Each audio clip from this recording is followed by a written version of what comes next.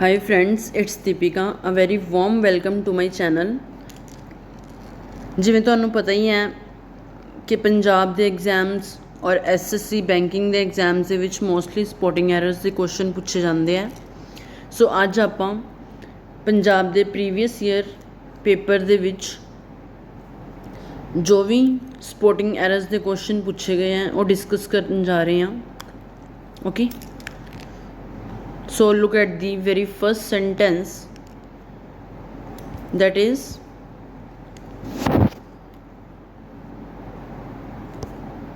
he has not played cricket nor hockey। ਕਹਿੰਦੇ ਉਹ ਨਾ ਤਾਂ ਕ੍ਰਿਕਟ ਖੇਲਦਾ ਹੈ ਤੇ ਨਾ ਹੀ ਉਹ ਹਾਕੀ ਖੇਲਦਾ ਹੈ, hockey. Fine, look at this. अगर अपने कोले नॉर लग्या होवे किसी भी सेंटेंस दे विच, ओके, तो उत्थे अपने कोले नीदर भी लग्या होएगा। Fine, neither nor is correlative conjunction. Fine, एक कोरिलेटिव कंजंक्शनस होंदियां ने जिथे नीदर लग्या होगा उत्थे नॉर भी अपने कोले जरूर लग्गा होएगा। एक हुंदा नीदर नॉर, एक हुंदा ईदर और। दोनों च डिफरेंस की है, ईदर और एंड नीदर नॉर। ईदर और हुंदा अपने कोले टू ऑप्शनस हुंदे हैं, उन्हां दे विचों कोई एक आपां चूज करना हुंदा है। नीदर नॉर दे विच दोनों विचों कोई भी नहीं। Okay, suppose there are two options, say there is cricket and hockey. Okay, you have to choose one. जेकर तुसी इन्हां दोनों चों एक चूज़ करना है फिर आपां इधर उधर यूज़ करांगे। जे आपां दोने मतलब दोनों विचों कोई भी नहीं फिर आपां नीदर नॉट यूज़ करांगे। Okay, now here is he has not played cricket nor hockey. ना तो वह क्रिकेट खेलदा ते ना ही वह हॉकी खेलदा। ओके, तो इत्थे एरर किहड़े पार्ट दे विच है?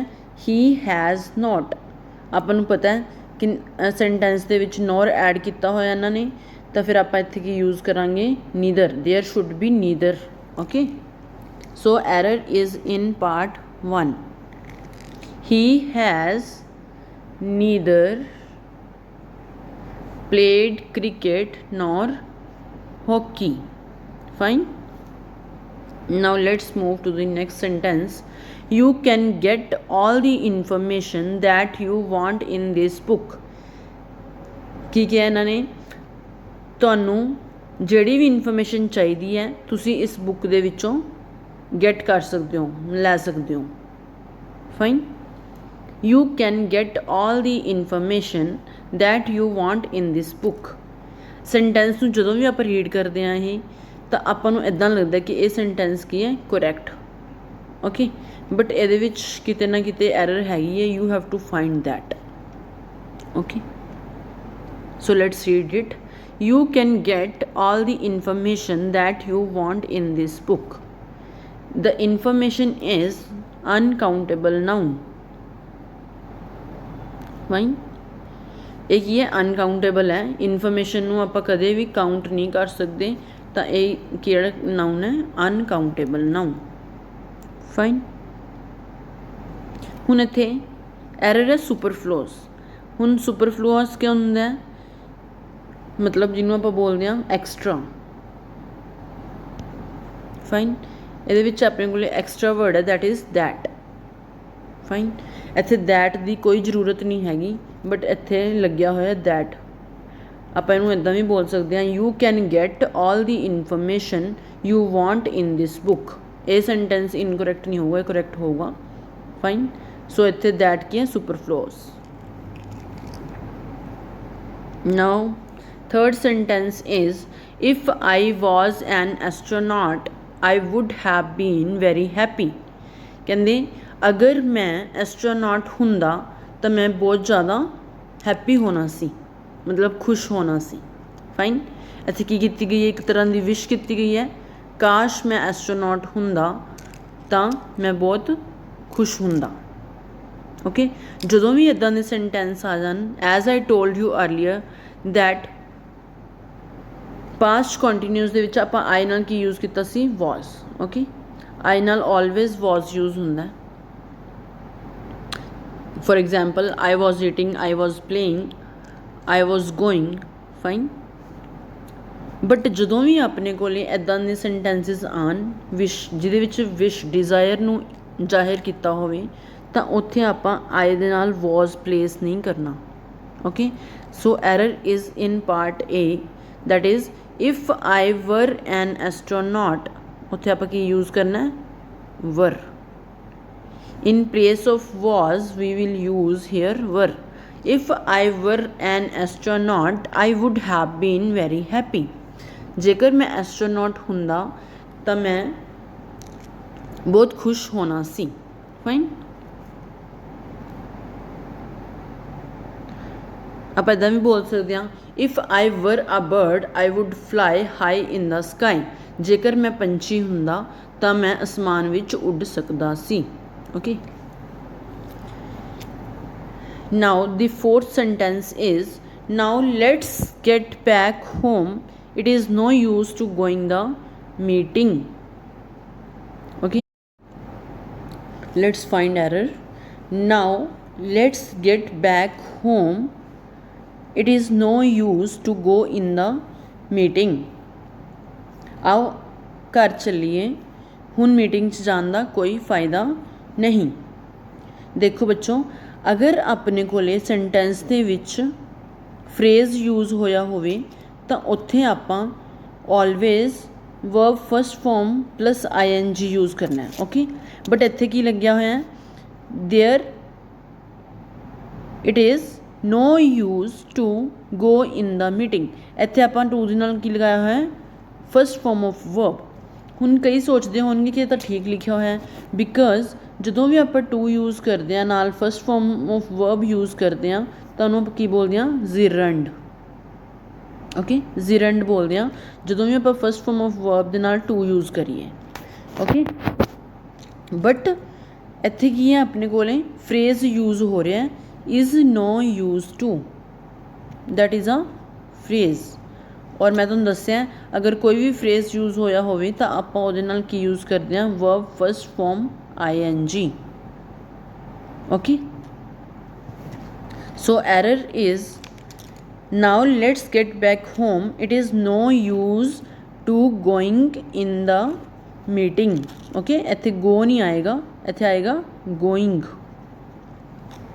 fine are you getting me if yes then please like this video and share it with your friends the next one is 10 new members have been enrolled and 7 resigned कहते 3 नवे member enrol होए and 7 की हो गई resign हो गई okay हुण इत्थे देखो 10 की शो कर रहे हैं मैंबर्स नू मीनस किन्ने मैंबर्स हैं 10 then new is adjective here members की है अपने को noun okay it is a noun that is common noun noun दे अगे जो भी इहदी विशेषता दसदा उन्होंने आप की बोलते हैं एडजैक्टिव ओके तो एडजैक्टिव भी सही प्लेस पर लग्या होया मीनस ये वाले पार्ट च एरर नहीं हैगी okay then have been enrolled हुण आपां नूं पता है बीन किहड़े सेंटेंसिस दे विच लगदा है पैसिव वॉइस दे विच ओके एक्टिव वॉइस दे विच की लगेगा हैव और हैज़ और हैड और पैसिव च की लगेगा हैव बीन हैज़ बीन और had been okay 10 new members have been enrolled and 7 resigned हुण इत्थे देखो किहड़ा टेंस यूज़ होया हैज़ हैव मैं तुहानूं पढ़ाया सी कि प्रेजेंट परफेक्ट दे विच आपां की यूज़ करते हैं हैज़ और हैव दे नाल थर्ड फॉर्म ऑफ वर्ब लगी हुई है as I told you earlier okay that is also correct okay means इत्थे की है अपने कोले हैज़ और हैव टेंस किहड़ा होया present perfect tense okay present perfect tense आ गया इत्थे ये गल हो रही है अपने को पैसिव वॉइस की that means here it is been ये भी करेक्ट है एंड 7 रिजाइंड हुण इत्थे देखो 7 रिजाइंड की है second form of verb okay पहला आपां टेंस बनाया सी प्रेजेंट परफेक्ट दे विच हुण बनाया है past they which So we will use here present perfect tense also. Okay, ਇੱਥੇ ਆਪਾਂ यूज़ ਕੀਤਾ present perfect, so second part ਦੇ ਵਿੱਚ ਵੀ ਆਪਣੇ ਕੋਲ present perfect यूज़ होएगा. So we will place here 10 new members have been enrolled and 7 have resigned. Fine, ਇੱਥੇ ਆਪਾਂ have ਦਾ use ਕਰਾਂਗੇ. Now look at the sixth sentence. Many persons are coming to his concert to hear him to sing the religious songs. ਬਹੁਤ ਸਾਰੇ person ਆਏ ਉਹਦੇ religious songs ਨੂੰ ਸੁਣਨ ਦੇ ਲਈ. ਹੁਣ ਆਪਾਂ ਨੂੰ ਪਤਾ ਹੈ ਜਦੋਂ ਵੀ ਵਰਬ ਆਫ ਸੈਂਸੇਸ਼ਨ ਹੋਵੇ ਤਾਂ ਉਹਦੇ ਅੱਗੇ ਆਪਾਂ ਟੂ ਦਾ ਯੂਜ਼ ਨਹੀਂ ਕਰਨਾ. ਓਕੇ, ਇੱਥੇ ਹੁਣ ਵਰਬ ਆਫ ਸੈਂਸੇਸ਼ਨ ਲੱਗਿਆ ਹੋਇਆ ਹੈ ਟੂ ਹੀਅਰ. ਮੈਨੀ ਪਰਸਨਸ ਆਰ ਕਮਿੰਗ, ਬਹੁਤ ਸੇ ਪਰਸਨ ਆ ਰਹੇ ਹੈ, ਇਹਦੇ ਵਿੱਚ ਤਾਂ ਕੋਈ ਵੀ ਐਰਰ ਨਹੀਂ ਹੈ. Okay, to his concert to hear him to sing the religious songs. ਹੁਣ ਵਰਬ ਆਫ ਸੈਂਸੇਸ਼ਨ ਕੀ ਹੈ? Hear. So we have to remove to before hear. अगर अपने को होर वर्ब्स आ जान लाइक सी, मेक, नो और फील. फाइन, तो इन्हों के अगे भी आप टू का यूज़ नहीं करना. Okay, so error is in part B. We have to remove to from here. Okay, the correct sentence will be like this. Many persons are coming to his concert, hear him to sing the religious songs. Okay, now the next sentence is going towards the gate with a cup of milk in hand, somebody switched off the light. ਕਹਿੰਦੇ ਜਦੋਂ ਹੀ gate ਦੇ ਤਰਫ ਜਾ ਰਹੇ ਅਸੀਂ, ਕੋਈ ਵੀ ਜਾ ਰਿਹਾ ਸੀ, with a help cup of milk, milk ਨੂੰ ਇਨ ਹੈਂਡ, ਹੱਥ ਵਿੱਚ ਮਿਲਕ ਲੈ ਕੇ, somebody switch off the light, ਕਿਸੇ ਨੇ ਲਾਈਟ ਨੂੰ ਬੰਦ ਕਰ ਦਿੱਤਾ. ਹੁਣ ਇੱਥੇ ਦੇਖੋ ਆਪਣੇ ਕੋਲ ਜੈਂਡਰ ਸਪੈਸੀਫਾਈ ਨਹੀਂ ਹੈਗਾ ਕਿ ਉਹ ਕੌਣ ਜਾ ਰਿਹਾ ਸੀ, ਹੀ ਔਰ ਸ਼ੀ. ਓਕੇ, ਜਦੋਂ ਇੱਦਾਂ ਦਾ ਕੇਸ ਹੋਵੇ ਜਿੱਥੇ ਆਪਾਂ ਨੂੰ ਜੈਂਡਰ ਸਪੈਸੀਫਾਈ ਨਾ ਕੀਤਾ ਹੋਵੇ ਤਾਂ ਉੱਥੇ ਆਪਾਂ ਕੀ ਯੂਜ਼ ਕਰਦੇ ਹਾਂ? ਆਲਵੇਜ਼ ਪ੍ਰੈਫਰੈਂਸ ਦਿੰਦੇ ਹਾਂ ਮਾਸਕੂਲਿਨ ਨੂੰ. ਓਕੇ, मतलब मेल नूं आपां प्रैफरेंस देनी है. सो आपां इत्थे बोलांगे while, we should add while he going towards the gate with the cup of milk in hand, somebody switched off the light. Okay, we will add here this. The sentence will be like this: while he going towards the gate with a cup of milk in hand, somebody switched off the light. I hope you are getting me. Now the next sentence is I am looking forward to go to the beach with my friends next week. Okay, ਹੁਣ ਇੱਥੇ phase use ਹੋਇਆ ਹੈ. Again ਇੱਥੇ phase ਦੀ error ਹੈ. I am looking forward to, ਜਿੱਥੇ ਵੀ looking forward to phase use ਹੋਇਆ ਹੋਵੇ ਤਾਂ ਉੱਥੇ ਆਪਾਂ ਅਗੇਨ ਮੈਂ ਤੁਹਾਨੂੰ ਦੱਸਿਆ ਸੀ ਕਿ first form of verb plus ING use ਕਰਨਾ ਹੈ. ਓਕੇ, ਤਾਂ ਇੱਥੇ ਕੀ ਲੱਗਿਆ ਹੋਇਆ? I am looking forward to go to the beach, but ਇੱਥੇ ਆਪਾਂ ਕੀ ਲਗਾਉਣਾ ਹੈ? Going. We should place here going, not go. I am looking forward to going to the beach with my friends next week. Fine. Now the next sentence is the darkness prevented us to see the obstruction. Darkness की है थे uncountable noun. Okay, prevented ਹੁੰਦਾ prohibit ਕਰਨਾ, ਕਿਸੇ ਨੂੰ ਵੀ ਮਨਾਹੀ ਕਰਨਾ ਕਿਸੇ ਲਈ, ਕਿਸੇ ਵੀ ਚੀਜ਼ ਲਈ. ਓਕੇ, ਜਿਵੇਂ ਆਪਾਂ ਬੱਚਿਆਂ ਨੂੰ ਰੋਕਦੇ ਹਾਂ ਨਾ ਕੋਈ ਵੀ ਗਲਤ ਕੰਮ ਕਰਨ ਲਈ ਤਾਂ ਉਹਨੂੰ ਬੋਲਦੇ ਹਾਂ ਆਪਾਂ ਪ੍ਰੀਵੈਂਟ ਕਰਨਾ. us to see the obstruction. ਹੁਣ ਦੇਖੋ ਇੱਥੇ ਵਰਬ ਯੂਜ਼ ਹੋਈ ਹੈ ਪ੍ਰੀਵੈਂਟ. ਪ੍ਰੀਵੈਂਟ ਕਰਨਾ ਹੁੰਦਾ ਮਨਾਹੀ ਕਰਨਾ. So prevented means this is past tense. Okay, darkness is uncountable noun. Fine, us to see the obstruction. ਜਦੋਂ ਵੀ ਆਪਣੇ ਕੋਲ ਵਰਬ ਆਉਂਦੀ ਹੈ ਪ੍ਰੀਵੈਂਟ ਤਾਂ ਉਹਦੇ ਨਾਲ ਆਪਾਂ ਪ੍ਰੈਪੋਜੀਸ਼ਨ ਯੂਜ਼ ਕਰਦੇ ਹਾਂ ਫਰੋਮ. ਫਾਈਨ, ਬਟ ਇੱਥੇ ਆਪਾਂ ਕੀ ਯੂਜ਼ ਕੀਤਾ ਹੋਇਆ? To see the obstruction. To use किया है means we have to remove this. Okay, to नहीं लगना इत्थे, आप की यूज़ करांगे फ्रॉम. फाइन, दैन ਜਦੋਂ ਵੀ फ्रॉम ਆਪਾਂ यूज़ करते हैं ਤਾਂ ਉਹਦੇ ਨਾਲ ਆਪਾਂ first form of verb plus ing use करते हैं ओके। ਤਾਂ ਇੱਥੇ ਆਪਾਂ ਕੀ यूज़ करांगे the darkness prevented us from seeing the obstruction fine the error is in part B okay। now the last sentence is this book is worth reads that makes you wiser okay।